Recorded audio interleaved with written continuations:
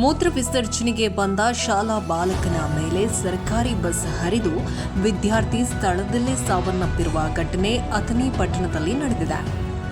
ಸುನಿಲ್ ಬಡಗರ್ 10 ವರ್ಷದ ಮೃತ ದುರ್ದೈವಿಯಾಗಿದ್ದು, ಬಾಲಕ ಪಟ್ಟಣದ ಗಲಗಲಿ ಆಸ್ಪತ್ರೆ ಬಳಿ ಟ್ಯೂಷನ್ಗೆ ಬಂದಿದ್ದ.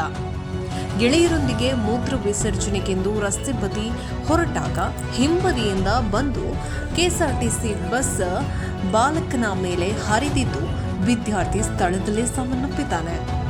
ಈ ದೃಶ್ಯ ಸಿಸಿಟಿವಿಯಲ್ಲಿ ಸೆರೆಯಾಗಿದ್ದು, ಘಟನಾ ಸ್ಥಳಕ್ಕೆ ಅಥಣಿ ಪೊಲೀಸರು ಭೇಟಿ ನೀಡಿ ಪರಿಶೀಲನೆಯನ್ನ ಕೂಡ ನಡೆಸಿದ್ದಾರೆ. ಬಾಲಕನನ್ನ ಕಳೆದುಕೊಂಡ ಕುಟುಂಬಸ್ಥರ ಆಕ್ರಂದನ ಮುಗಿಲು ಮುಟ್ಟಿದೆ. ಸಂಪಾದಕರು ಮಹೇಂದ್ರ ಎಸ್ ರಾಜಂಗಳೆ, ಎಟ್ ನ್ಯೂಸ್ ಅಥಣಿ.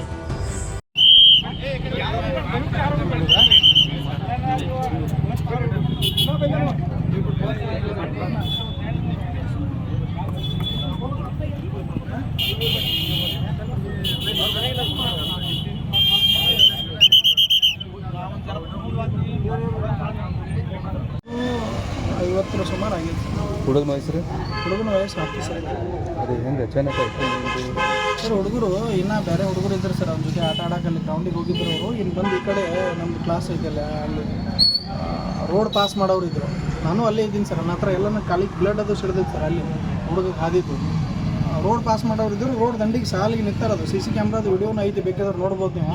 ಸಾಲಿಗೆ ನಿಂತಾರೆ. ಡ್ರೈವರ್ ಆ ಕಡೆಯಿಂದ ಬಂದಾನ ಬಸ್ ತೊಗೊಂಡು. ಅಲ್ಲಿ ರೋಡ್ ಬ್ರೇಕ್ ಐತೆ, ಅದು ಪಾಸ್ ಮಾಡಿ ಬಂದು ಜಸ್ಟ್ ಒಮ್ಮೆ ಹುಡುಗರ ಹತ್ರ ಬರೋಣ ಏನೀಗ ಕಟ್ ಹೊಡೆದಾನ್ರಲ್ಲ.